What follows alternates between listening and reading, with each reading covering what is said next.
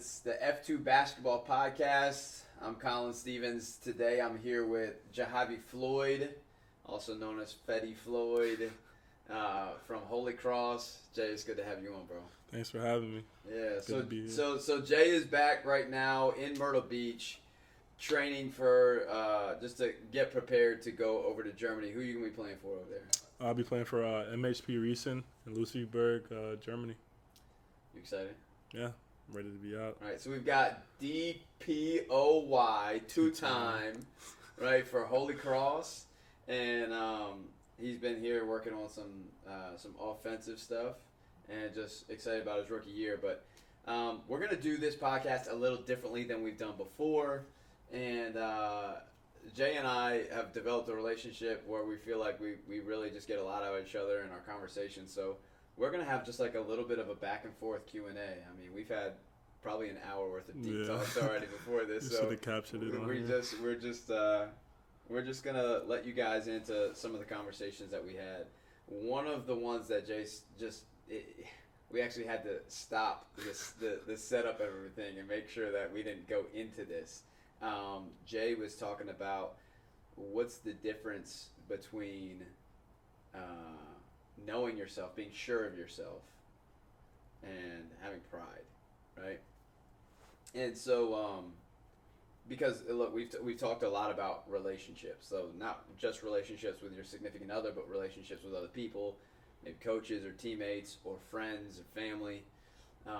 So that this whole thing of pride and judgment and all kinds of stuff has just kind of risen up. So we've been talking about it. So that's where his question came from. And so how do you be sure of yourself, but not operate in like such pride that maybe pushes people away? Yeah. To that, I think it's fantastic for us to know who we are. Yeah. Like, and that's something like I really appreciate about it. Like, you know who you are. Yeah. But then to not act in out of pride towards others, because we've talked a little bit of like pride is what divides, right? Mm. And if it's love, it's humility that unites people. It's love and humility that unites great teams. Like,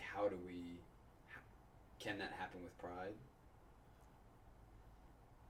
Right? But it can't. But it's the difference between. So when I look at it, I feel like I have a lot to be prideful about, but I don't. So I consider myself humble. So how do you, for others, just not see it as just he's just a pride guy? Yeah, and I don't think that we try to show others that we're humble. Like, if we're just humble, we're just humble. Yeah, so like, I consider myself humble. No, I know, but look, when I told you that after I tore my Achilles and guys started really working on my pride, I would have told, out of my pride, I would have told everybody that I was humble. That's true. Word up, because that's what I want them to think of me. Right. So my pride wants them to think of me in that way. Yeah. Instead of me just, you think Jesus told anybody like that he was humble? No. He was the Son of God. He didn't tell anybody that he was humble. He was just that dude. Yeah. And he didn't live out of pride. He just was who he was. And so I think for us, let's take a little chapter out of that book. Don't worry about whether people think we're proud or humble or whatever. If we know that we're connected to him, we're living out of love and humility. I'm saying that's why the question comes up. What's the difference between being sure of yourself and pride? Because you want to know, like, you want to act in a way where your humbleness is coming out, where you don't have to just consider yourself, where you're living in it. Right. And when people tell you, you're always gonna like think about, okay, am I prideful? Am I humble? Like, you want to know what's the difference between being sure, like. So you're saying, like, if you're being sure of yourself, then does that mean that, like, if you were not sure of yourself, then you'd consider what everybody else is thinking about you?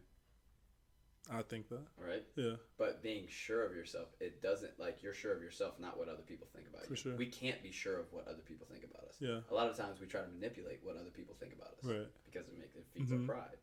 Feeds our, like, what we want to put out there. That's why Instagram is so popular. Yeah. Because you can put out what you want to put out. Right? But I think being sure of ourselves is actually an understanding of who God made us to be and who we are, and that we don't have to change or shape that to anybody else's liking.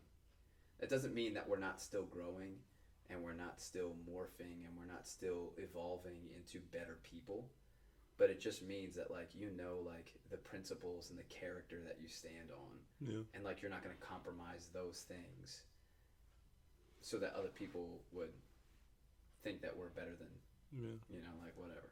But there's like you said before when we had the conversation, there's different arenas where you have to handle those situations differently. For sure. So one of the things that Fetty and I have been talking about is relationships and vulnerability, but then also like how do you be a dog on the basketball court and then still have like good relationships where you have some softness to you? Because we like, and so this is the thing. I think for men, we really struggle with being aggressive and competitive in whatever it is that we're trying to pursue, whether it's business or whether it's a sport, or whether it's our career, whatever it is. Like we are told like be aggressive and win, and then we take for whatever reason we take that same and we take that into our relationship, and we feel like we gotta win with our wife or our girlfriend or with our kids or our friend or family, whatever it is, we're trying to win. And something that we just kind of started to open the door on was that I have a question. They're two different arenas. So we was talking about before, there's no room for pride in God's love, but is there room for pride in basketball? Yes. Okay. So, all right. So this is. I think this has to come to an understanding and an awareness of what your arena is, because the reality is that you can't be a high level businessman, basketball player, professional career man without having some sort of pride to you. Yeah. A level of competition where you're going to win. Like that's the goal in that arena. But then when you change arenas to relationships, the goal is not winning. No. The goal is proximity. The goal is knowing who you're with. Then the goal is those people knowing you. So when I said before about God, there's no room in our heart for our pride and God's love. Like those are in constant conflict unless we submit to one or the other. Some people submit fully to their pride so that they can have the riches of this world. Some people will submit fully to God so that we can have the riches that He promises us, right? And I think we're torn between the two often because we live in this world, but we want to be His people, But I think understanding that there's like some of what we talked about last night, that there is such courage in vulnerability, right? And most of the time for men, we don't see being vulnerable as courage at all. We just see it as so freaking uncomfortable that we want no part of it. I mean, that's the hard part is the courage, like how hard it is to go from being so like hard and prideful to getting down to that vulnerability. Like that transition, it's hard, and that's the courage that it takes to get to that point. So, as a prideful person, where sometimes I'm in situations where I was like, why am I gonna come down for someone else? So that's where pride just built up in me. But it's gonna take that courage and that hardship to get down there and be like, okay, I'm submitting myself to something else other than me. Yeah. But see, that's the thing, is that like in basketball, like you don't want to come down to somebody else. Exactly. But that's what I'm saying. So when we understand that, like, so winning in relationships, in my mind, winning is acting like Christ. Winning is loving like Christ, because all of his relationships were people were totally against him, or they were fused together with him, drop everything and follow him. So if we can reshape that with our relationships, winning is loving, then maybe it gives us a better understanding, like, man, if I'm all about myself in this relationship, I'm not winning. If I'm all about, right? That's like, when I say that's tough, because like when you grow up in basketball, there's so much from basketball that you can learn, and just life in general, like taking accountability, ownership.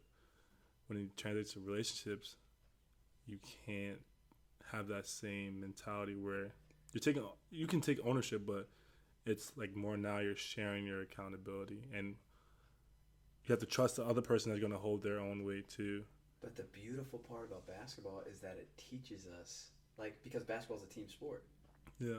Why is any defense fantastic? Because each man knows there has to be accountable for the union, for the one goal. That's 100%. Okay, so if we're going to relationships, from what I get from basketball, it's like I'm gonna take ownership from what I know to get there, and you have to take ownership for your 100%. Yeah. But now what happens when the other person doesn't? When there is a defensive breakdown, what happens in a fantastic basketball team? Help the helper. Yeah. Right? Mm-hmm. So it's not that like, oh, I'm just going to keep my man in front of me the whole time and that always works. Yeah. No, that's the goal, but right? sometimes things happen. So there's happen. breakdowns, and then because of the unity, because of the team, because of the sacrifice and the love that you actually have for your teammates, right, then you pick up the slack where it was somebody else's job. Mm-hmm. And so when we take that piece into our relationships, then we don't say, "Oh my gosh, they have to be perfect." Mm-hmm. And if they're not perfect, I'm not helping them. So so then your man let's talk basketball. Yeah. You're getting beat. Yeah. But the person who got beat doesn't accept the help. Then you're not going to be a good defensive team. Like, not even a chance. That's when it comes. All right, so it's translated to relationships. You see the person just got beat. You want to help, but they don't take your help as help. They take it as you. Okay, so attacking an insecurity or something perfect. Like that. So then the coach of the basketball team. Who's the coach in the relationship? Depending on the healthiness of the relationship, it should be God. All of us should be submitting to who he wants us to be, mm-hmm. not who we think everybody else should be. Right. That makes sense. Right. So but in basketball, what would happen if the defensive player won't accept the help or take ownership that they had the breakdown? Right. They're sat on the bench, or the coach figures out how to communicate to that person mm-hmm.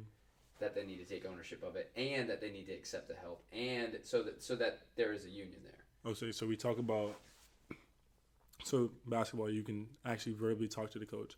We were talking about earlier, like, what do you do when you're not there with God as your coach, and you can't hear like clearly? Yeah. So what do you do in that aspect?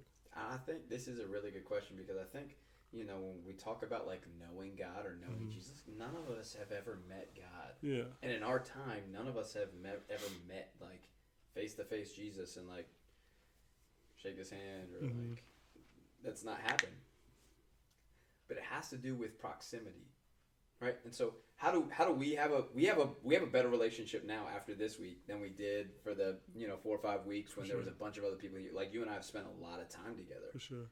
So we know each other better. Mm-hmm. We've grown to like I would know how one of your sayings or something that you might do because I know. And so how do we spend time with God? We read His Word, the Bible, and honestly, like, my favorite part has been now is just reading about Jesus and like who He was and how He acted and like. But we have to spend time. Mm-hmm. There's also time in prayer that we spend. So it's time and it's time and it's time where the thing is most of us, the way that our microwave society works, we want to spend time with God for a little bit and then have all the answers. Yeah. Like 5 minutes with God and I should have complete clarity. So you're married. So do you and your wife spend time in God, or are you talking about just in life itself? Because since he's the coach, like he's the do you guys use him as the deciding factor or the third party? For sure, and I trust my wife because she submits to God before she submits to me. Gotcha. And then she trusts me because I submit to God before I submit to her. Mm. And so like it all depends on where the instructions are coming from. So do you, if I know that she's been hanging out with like a bunch of friends that don't like me, when we have a beef, she's going to be thinking about all of the friends that don't like me and all of what they would say about how I'm treating her wrong. Right. But that doesn't happen. Like, on occasion, like, we have a beef and, like, what really should happen from there is for us to try to figure it out, but also each one of us individually should ask God, like, hold on, shed some light on this. Right. Show us like what is true here, because we're missing. Mm-hmm. But that's allowing God to coach us instead of us thinking we know everything. Right. Because that's the most of the problems in our relationship have come because of my pride or because of her pride, and we just want to be right. Yeah, and you guys don't. I think that's the same thing for me. Like, I don't think we submit to him, which is not allowing us to submit to each other. So, what would you do if your significant other didn't like have that relationship with God? Like, how would you think you would handle that? Yeah, and my wife didn't always have a strong relationship with God, and how I handled it was, I loved her, like I believe that Jesus loves his people, and like we just kept living it out. Like it wasn't like I felt like she had to get to a certain level before like we could see eye to eye. I just loved her because she was a person. I loved her heart. Like I always knew that her heart was great. That's why I married her. Yeah. Like she's gonna mess up, and thankfully when I mess up, she's still around, and like we have grace for each other. And I think that's where grace comes in. Like all of these things that we've talked about, the past few days, grace is not one that we've talked about very much. Right. I just learned about that actually. I didn't know how wisdom and grace correlated. Because through my upbringing, like whatever happened, I went to college thinking I'm on my own. Like I went a little away from the will of God. Like like it was pulled away. I let the world take over, and I just was like, I think I'm doing this by myself. I'm prideful again. Yeah. I just think I'm doing it by myself. But when I graduated, I was actually here. I had so much time on my hands. Yeah. I thought workouts or whatever. Yeah. And I just realized I'm like, I didn't do it by myself. Yeah. Like God gave me the clear mind to do it. He gave me the ability. I think that was the most important, the clear mind.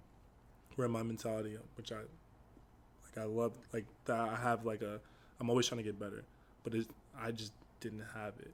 Like he gave that to me, and I realized that it's more of God's grace that got me to where I am today.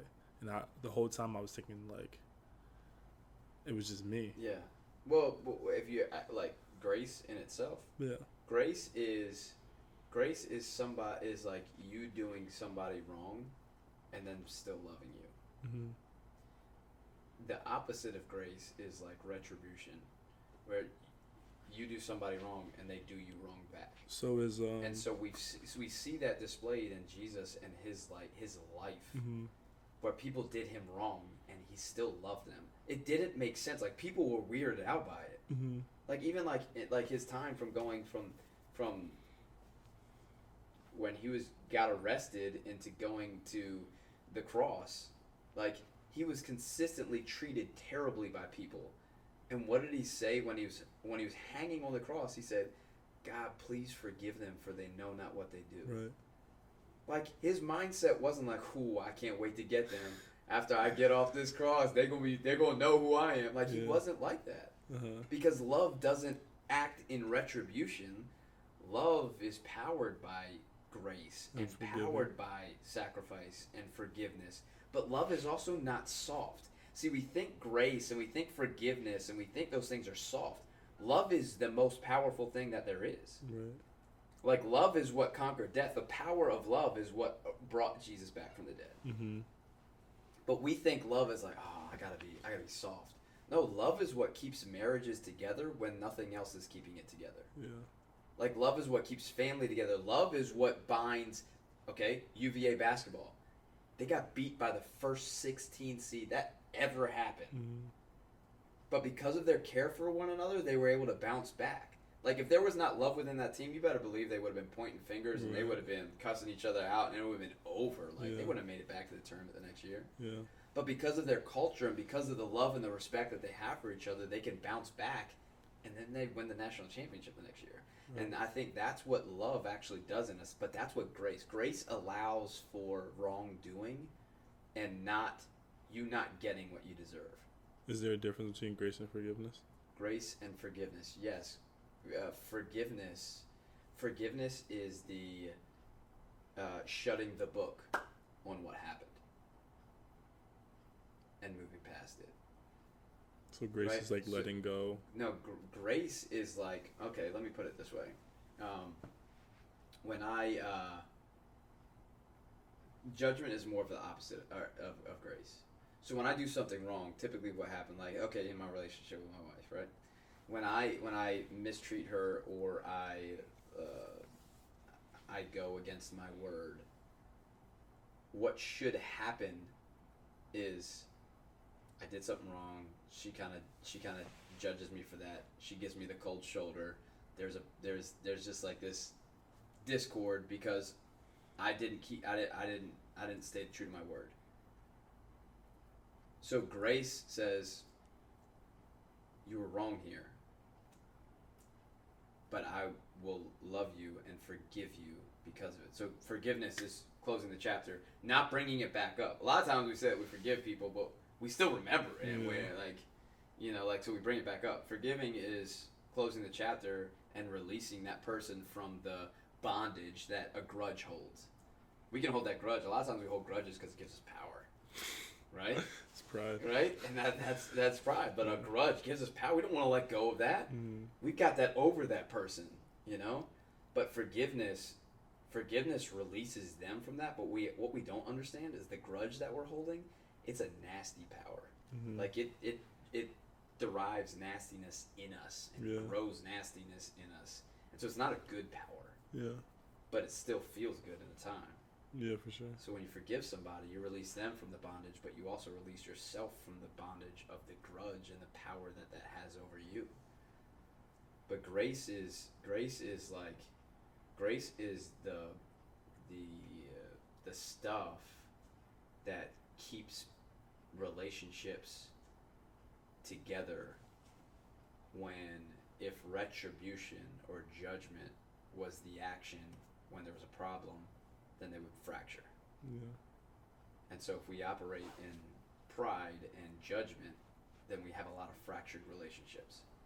But if we're operating in love and grace, then we have more relationships that stay together. Right. Through the pain.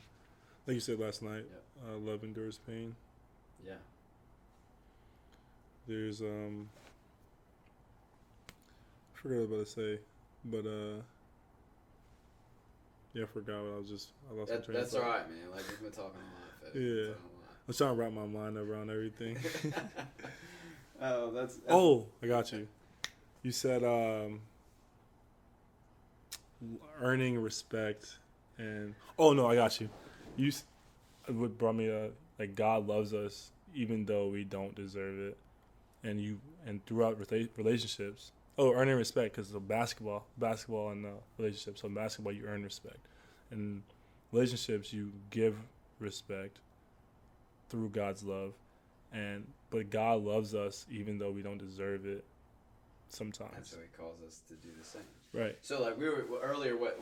That's what I was trying. That's what I was. That was getting to, like, respect and trust.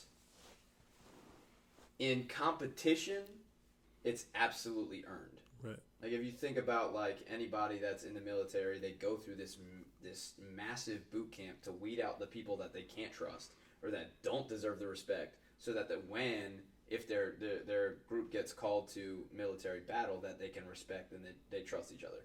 Same thing with athletics. When people get cut, they didn't have the respect for the team that they could make sure that the team was going to do their best to win. Right. But then when we transition over to relationships, if you are constantly making somebody earn your respect, it's going to always feel like a master and the dog. I've been doing it wrong for years. Right? But I mean, like, so respect is given. It can be, it can waver, but like in really great relations, respect is first given, and that other person can choose to do with the respect that they've been given what they want. So like some people, after we've given respect, they mistreat it, and from those people, we don't have to have a relationship with everybody, right? But the same thing with trust. When we give trust, we have to first give trust. Like, if you're going to make people earn your trust all the time, like, they're never going to fully earn your trust, and you're never going to have a truly open, full relationship where you can experience love. But a lot of times we take the thing from competition of, you got to earn trust, you got to earn respect, and then you get into a relationship, or you get into a friendship, or you get into whatever, they got to earn my trust, they got to earn my respect, and it closes us off to people. Yeah. And so we got to make that switch. Okay, totally different arena. Winning in relationships is loving. That's what it means to win a relationship. If we have such a competitive mindset, like, winning is not getting somebody else to think like we think. Yeah. That's not winning. Like, that's just trying to, like, manipulate. Winning in a relationship or a friendship or family or whatever is not proving ourselves to others. Winning is loving like God loves us, which is just the most powerful love that we can ever experience. Right. And if we take winning as that way, then we'll experience, like, flourishing relationships. It's very hard, though. So how do you know when you love someone? You're willing to put their interests above your own. Their interests above your Like, own. their good is more important than your own good. So, like, Jesus, if he was looking out for his own good, he'd have been like, I'm not going through all that. All these people have been sinning. I haven't done anything yet. If he was only looking to his own interests, but he didn't just look to his own interest, he looked to the interest of the people who God loves. And so then he went through all this stuff. He didn't, like, if he, you see what I'm saying? Yeah. Like, but a lot of times in our relationships, we're looking, okay, how does this affect me? Right. Is this good for me? And so when we have the love of God in us, the wisdom, the awareness of, like, okay, how does this affect them? Like, it's such a different level. Yeah, it's a different level.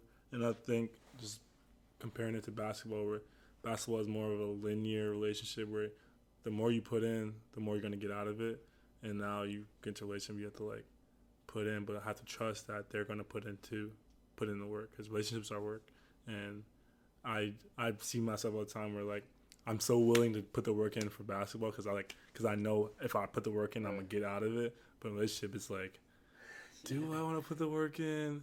Do I know if the work's going to, like, mean something? Yeah. But that's when... It's like you see a direct correlation in basketball, but we don't always see it. And that's why, like, the best relationships are people who have spent time together and have gone through something together. Yeah. Like, show me a loving couple that has never been through anything. I would say when the adversity hits, it's over. It's gonna be a rude awakening. Their bond isn't strong Show enough. me a team who's never been through anything together. They're not gonna be ready for it when it hits the fan. Right. You know?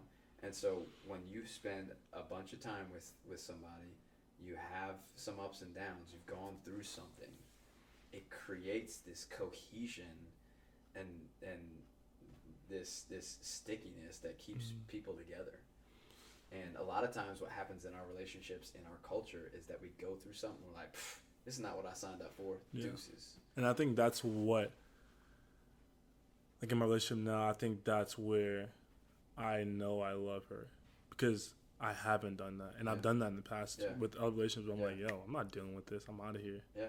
And I'm sticking it out. Like, I haven't left yet. Like, or even, like, I thought about leaving, but I just couldn't will my way to leave. Yeah. Like, so I think that's where I see that, there's love there for sure. And that goes for our friendships too, because, like, I don't want friends that are just going to tell me what I want to hear all the time. Like, those are not friends. Yeah. Those are just gassers. Yes, man. They're just gassing you up all the time. Like we have to, like, if we're going to be, like, great men, we have to have people around us who be like, that's not good enough. Right. Like, you can treat your wife better. You can do better in your business. You can honor God better here, here, and here. You know, like, and for men, do we want to hear that? No. Yeah. So a lot of times we avoid those accountable relationships for ones that are just a little bit more comfortable. Yeah. But if we really do want to be great men that God has called us to be, then we will have those relationships that will challenge us. For sure. So you talk a lot about proximity. What about the long distance? You don't have that. Yep. It's going to be a different ball game. Different. It's like I grasp what we were talking about now about pride, and I can take that and go work on it. But how much more work does long distance make it to be? Yeah.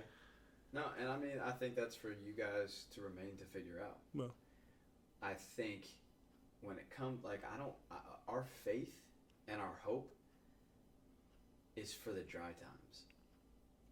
Our faith and our hope is for is when we're in the desert. It's not when we're in the land of milk and honey and everything's flowing and everything's, our faith and our hope are in the time like that. That's really, really when we need them. mm-hmm. And our faith is in God. Like, he's a rock. He doesn't change. And so, if you're talking about a long distance relationship, okay, where's the belief and the faith and the hope of where this is going to be? Right. And we have to have this long game mindset versus this very short term mindset. Right. Because that's what trips us all up is this short term, just, okay, what do I want right now? Well, what actually is better in the long run, Yeah. And so, I don't have a great answer for you. I really don't, but I do know, if you're going to seek what God wants out of that, mm-hmm. you're way better off than if you think you're just going to do it on your own.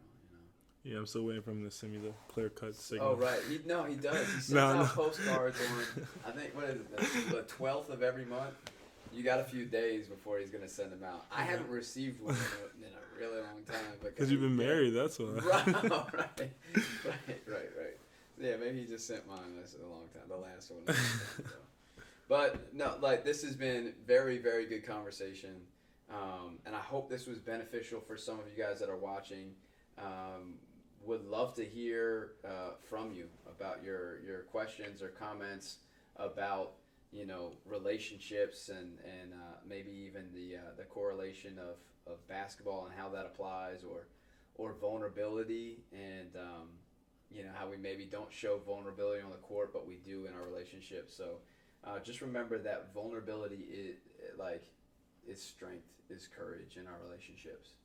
And I hope you've benefited from this. The next time that you're going to see something from Fetty, he's going to be getting buckets out there in Germany. Right.